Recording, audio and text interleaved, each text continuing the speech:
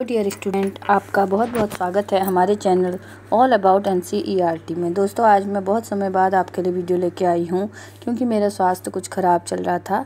तो आज मैं कोशिश करती हूँ कि आपको क्लास 6 का 3rd लेसन नादान दोस्त जो हमने पढ़ा था उसके क्वेश्चन आंसर हम पढ़ेंगे। चलिए शुरू करते हैं। फर्स्ट क्वेश्चन लेते हैं। ठीक है डियर स्टूडेंट, आप सब बहुत बहुत ध्यान से देखिएगा। पहला क्वेश्चन क्या है? अंडों के बारे में केशव और श्यामा के मन में किस तरह के सवाल उठते थे? वे आपस में ही सवाल जवाब करके अपने दिल को तसल्ली क्यों दे दिया करते थे?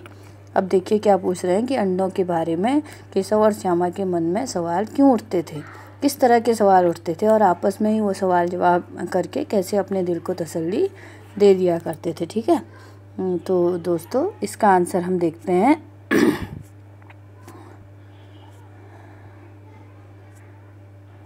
इसका आंसर हम बताएंगे आपको। हाँ, देखिए इसका पहला आंसर है। फर्स्ट क्वेश्चन का आंसर आप देखिएगा ध्यान से। ठीक है, फर्स्ट क्वेश्चन का आंसर है अंडों के बारे में केशव और श्यामा के मन में तरह तरह के सवाल उठते थे। अब देखिए कैसे सवाल उठते थे, जैसे अंडे कितने बड़े होंगे, किस रंग के होंगे, कितने होंगे, क्या खाते होंगे, उनमें से बच्चे कैसे निकल आएंगे, बच्चों के पर कैसे निकलेंगे, घोंसला कैसा है, इस तरह के सवाल बच्चों के मन में उठते थे। तो जब आप अपनी कॉपी में आंसर लिखेंगे तो इसको ही लिखेंगे। ठीक है, वे आपस में ही सवाल जवाब करके अपने दिल को तसल्ली दे दिया करते थे क्योंकि उनकी अम्मा को घर के काम धंधों और बाबूजी को पढ़ने लिखने से ही फुर्सत नहीं थी। उनके बाबूजी बहुत पढ़ाई करते थे, इसलिए उन्हें फुर्सत नहीं होती थी। इसलिए दोनों बच्चे आपस में ही सवाल जवाब करके अपने दिल को तसल्ली दे दिया करते थे। ठीक है, चलिए अब हम अगला सवाल देखेंगे। अगला सवाल क्या है? अगला सवाल आप अपनी बुक में देखिए। केशव ने श्यामा से चीथड़े, टोकरी और दाना पानी मंगाकर कॉर्निस पे क्यों रखे थे? अब पूछ रहा है कि केशव ने श्यामा से चीथड़े मतलब कपड़ों के टुकड़े पुराने और टोकरी और दाना पानी मंगाकर कॉर्निस पर क्यों रखे? अब पूछ रहे हैं वो। ठीक है, इसका जवाब आपको पता है, हमने पढ़ा था ना। हमने पढ़ा था कि केशव ने उनको अंडों की सुरक्षा के लिए और उनको उसमें रखने के लिए उसने टोकरी मंगाई थी और दाना उनको मतलब वो क्या खाएंगे इस तरह सोचकर उसने रखे थे। तो हम इसका आंसर लिखेंगे कैसे? अब आप देखिए दूसरे क्वेश्चन का आंसर हम लिखेंगे इस तरीके से। केशव ने श्यामा से चीथड़े, टोकरी और दाना पानी मंगाकर कॉर्निस पे रखे थे। चीथड़े से केशव ने अंडों के लिए गद्दी बनाई, टोकरी की छाया की और अंडों के खाने के लिए दाने पानी की व्यवस्था की। ये आंसर हम लिखेंगे। ठीक है दोस्तों, ठीक है फ्रेंड्स, आपको समझ में आ गया होगा डियर स्टूडेंट कि केशव और श्यामा की कहानी आपको बहुत अच्छी लगी थी और क्यों उन्होंने टोकरी और दाना पानी मंगा कर रखा था। तो आपको आंसर कॉपी में लिखना होगा, तो आप इस तरह से लिखेंगे। ठीक है, चलिए नेक्स्ट क्वेश्चन देखते हैं। 3rd क्वेश्चन देखिए। केशव और श्यामा ने चिड़िया के अंडों की रक्षा की या नादानी की? अब वो पूछ रहे हैं कि केशव और श्यामा ने, दोनों भाई बहनों ने उनकी रक्षा की कि नादानी की? दोस्तों आप भी बताइए, आपको भी पता होगा कि उन दोनों ने उनकी रक्षा की कि नादानी? उन दोनों ने असल में नादानी की थी क्योंकि वो दोनों बच्चे थे, उनको ये पता नहीं था कि अंडों को कैसे सुरक्षा की जाती है, तो उन दोनों की नादानी। ठीक है, चलिए अगर आपको लिखना पड़ेगा इसका आंसर तो आप लिखेंगे कैसे? अब देखते हैं हम। लिखना आपको इस तरीके से है। केशव और श्यामा चिड़िया के अंडों की रक्षा तो करना चाहते थे, ठीक है, परंतु उन्हें ज्ञान नहीं था कि दूसरों के द्वारा एक बार स्पर्श करने के बाद चिड़िया अपने अंडों को स्वीकार नहीं करती, इसलिए अनजाने में उन्होंने क्या करा? नादानी कर दी। ठीक है, ऐसे आपको लिखना है, आप स्क्रीनशॉट ले लीजिए। ठीक है, ओके, चलिए अब हम आगे बढ़ते हैं। अगला क्वेश्चन क्या है? अब अनुमान और नहीं, अब देखिए कहानी से आगे वाला शुरू करते हैं हम सेशन। इसमें क्या है देखिए, पहला क्वेश्चन है इसमें, केशव और श्यामा ने अंडों के बारे में क्या क्या अनुमान लगाए? यदि तुम उनकी जगह होते तो क्या अनुमान लगाते और क्या कहते? अब वो कह रहे हैं कि केशव और श्यामा ने अंडों के बारे में अपने मन में क्या क्या अनुमान लगाए, अगर आप लोग उनकी जगह होते तो क्या क्या अनुमान लगाते। ठीक है, तो इसका आंसर देखिए।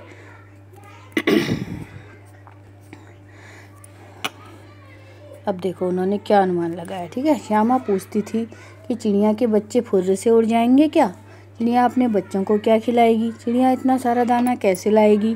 ये अनुमान लगाते थे, वो सोचते थे। यदि हम उनकी जगह होते तो हमारे मन में भी इसी तरह के सवाल आते, जैसे चिड़िया के बच्चे कितने दिन में बाहर निकलेंगे, बच्चे किस रंग के होंगे, बच्चे उड़ना कैसे सीखेंगे।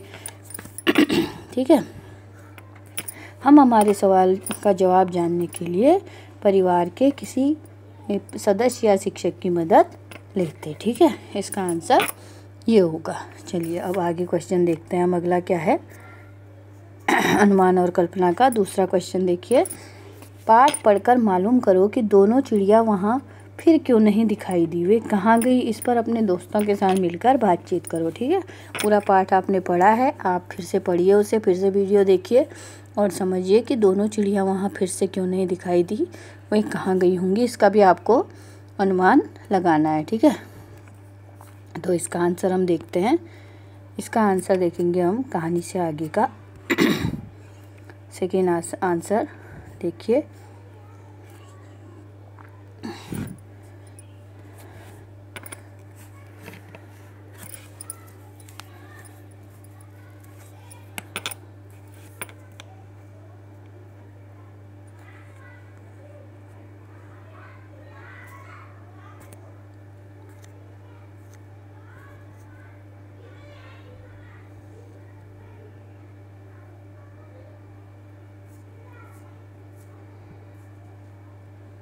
अच्छा, कहानी से आगे इसका क्वेश्चन हमने दूसरा गलत पढ़ दिया।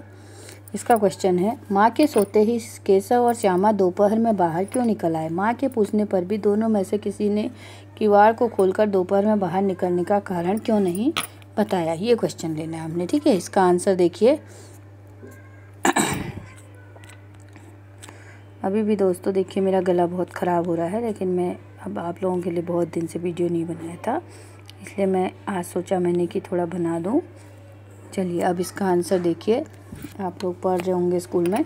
चिड़िया के अंडों को देखने की उत्सुकता के कारण उन दोनों बच्चों को क्या थी, बहुत उत्सुकता थी चिड़िया के अंडे कैसे थे।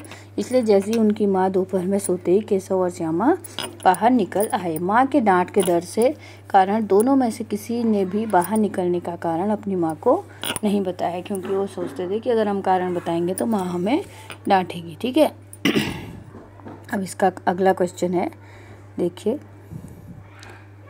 अगला क्वेश्चन है कहानी से आगे का थर्ड क्वेश्चन देखिए।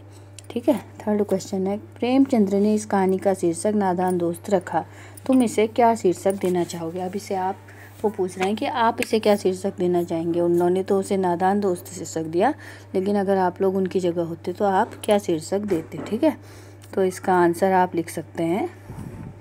ये मैं आपको अपनी तरफ से बता रही हूँ कि इसका हम शीर्षक एक रख सकते हैं, बच्चों की नासमझी, ताकि नादान दोस्त के बदले हम इस कहानी का शीर्षक एक सार्थक शीर्षक रख सकते हैं कि दोनों बच्चों की नासमझी। ठीक है, या नादानी आप इसको लिख सकते हैं। ठीक है, चलिए अब हम आगे बढ़ते हैं। आगे अब आते हैं हम अनुमान और कल्पना में। ठीक है, अनुमान और कल्पना का पहला क्वेश्चन देखिए। अब आप इस पाठ में गर्मी के दिनों की चर्चा, अगर सर्दी या बरसात के दिन होते तो क्या होता, अनुमान करो और अपने साथियों को सुनाओ। अब वो कह रहे हैं कि इस पाठ में गर्मियों के दिन की बात बताई गई है, अगर सर्दी या बरसात के दिन होते तो क्या होता है, या अपने दोस्तों के साथ आप चर्चा कीजिए। तो इसका हम आंसर बताते हैं आपको।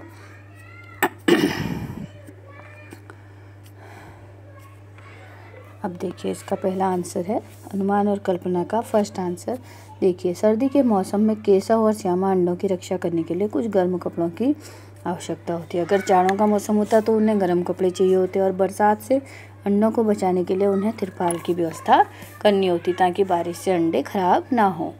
ये उन्हें करना पड़ता। हम ये अनुमान से कह रहे हैं, मतलब ऐसा है नहीं कहानी में, तो गर्मी के मौसम की चर्चा है, लेकिन हम अगर बरसात या सर्दी होती तो उसके बारे में हमने अनुमान से ये आंसर दिया है। ठीक है, चलिए अनुमान और कल्पना का आप दूसरा क्वेश्चन लेते हैं।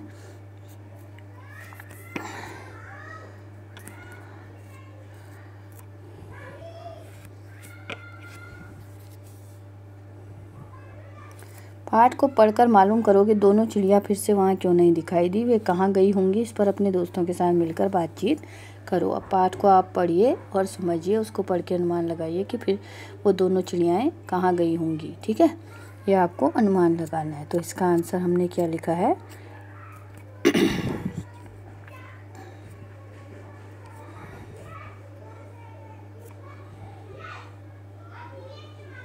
इसका आंसर है केशव ने एक बार चिड़िया के अंडों को स्पर्श कर दिया था, इसलिए अपने भावी अंडों की रक्षा के लिए दोनों चिड़िया वहाँ से उड़ गई। भावी मतलब अगर आगे वाले होने जो भी अंडे उनके और होंगे उनकी रक्षा करने के लिए वो वहाँ से चली गई और उन अंडों को छोड़ दिया। वे चिड़िया वहाँ किसी दूर स्थान पर नया घोंसला बनाकर रहने के लिए चली गई होंगी। ये इसका आंसर है। ठीक है, चलिए अब देखिए अगला क्वेश्चन क्या है। अनुमान और कल्पना का थर्ड क्वेश्चन देखते हैं। ठीक है, थर्ड क्वेश्चन इसका है केशव और श्यामा चिड़िया के अंडों को लेकर बहुत उत्सुक थे। क्या तुम्हें भी किसी नई चीज़ या बात को लेकर कौतूहल महसूस हुआ है? ऐसे किसी अनुभव का वर्णन करो और बताओ कि ऐसे में तुम्हारे मन में क्या क्या सवाल उठे।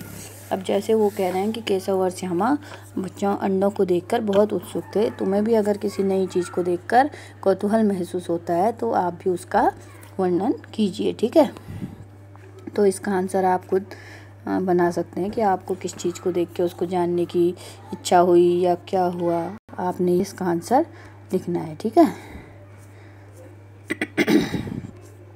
इसका आंसर देखो इसमें हमने दिया है। हाँ, जीवन में अनेक बार नई चीज़ों को देखने पर कौतूहल महसूस होता है। एक बार मेरी दादी को हृदय आघात होने पर मेरे मन में भी अनेक तरह के सवाल उठे, जैसे उन्हें क्या हुआ, दादी कब स्वस्थ होंगी या कितने दिन अस्पताल में रहना पड़ेगा। इस तरह से ये एक अनुमान का बताया गया है। ठीक है,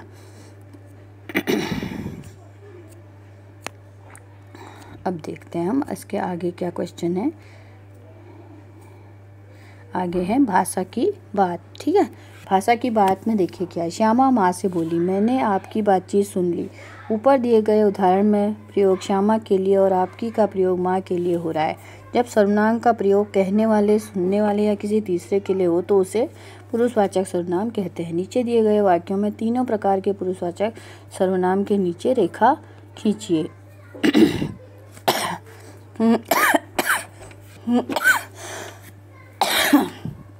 अब देखिए क्या है। एक दिन दीपू और नीलू यमुना तट पर बैठे शाम की ठंडी हवा का आनंद ले रहे थे। तभी उन्होंने देखा कि एक लंबा आदमी लड़खड़ाता हुआ उनकी ओर चला आ रहा था। पास आकर उसने बड़े दयनीय स्वर में कहा, मैं भूख से मरा जा रहा हूँ, क्या आप मुझे कुछ खाने को दे सकते हैं? तो चलिए इसका आंसर देखते हैं हम भाषा की बात का।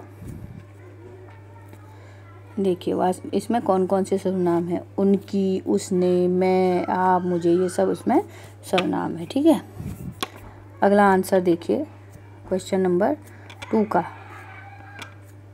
2 क्या है?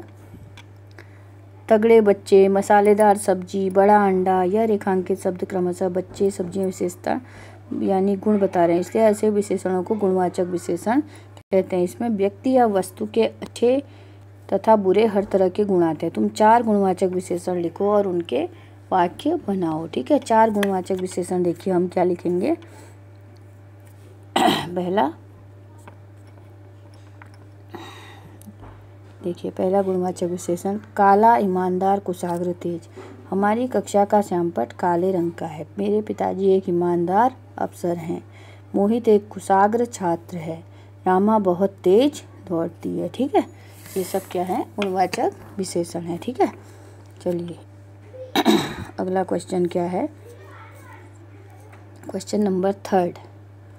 श्यामा ने गिड़गिड़ाकर कहा। ऊपर दिए गए वाक्यों में रेखांकित शब्द को ध्यान से देखो। एक शब्द रीतिवाचक क्रिया विशेषण का काम करे, क्योंकि यह बताते हैं कहने, बोलने, उठने की क्रिया कैसे हुई। कर वाले शब्दों के क्रिया विशेषण होने की एक पहचान यह भी है कि यह अक्सर क्रिया से ठीक पहले आते हैं। तुम भी 5 क्रियावाचक विशेषण वाक्यों का प्रयोग करो। गिड़गिड़ाकर कहा, श्यामा ने गिड़गिड़ाकर कहा। ठीक है, क्या दे रखा है इसमें। और केशव ने झुंझुलाकर कहा।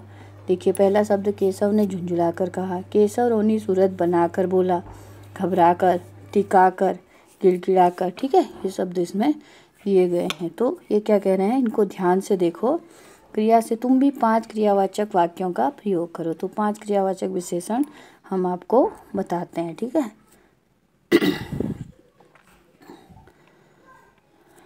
अब देखिए। सुबह से व्यतीत होने के कारण राम ने अपनी माँ से झुंझुलाकर बात की। सन्ना ने खाना बनाकर सभी को खाने के लिए बुलाया। अंशु बंदरों से घबराकर जल्दी जल्दी घर की तरफ भागा। इसमें आपको ये और नाम भी रहा, कमलेश ने किताबों को टिकाकर एक छोटा सा घर बनाया। चोर पुलिस के सामने गिड़गिड़ाकर माफ़ी मांगने लगा। तो ये इस तरह के वाक्य आप इनको स्क्रीनशॉट ले सकते हैं, ठीक है। सॉरी।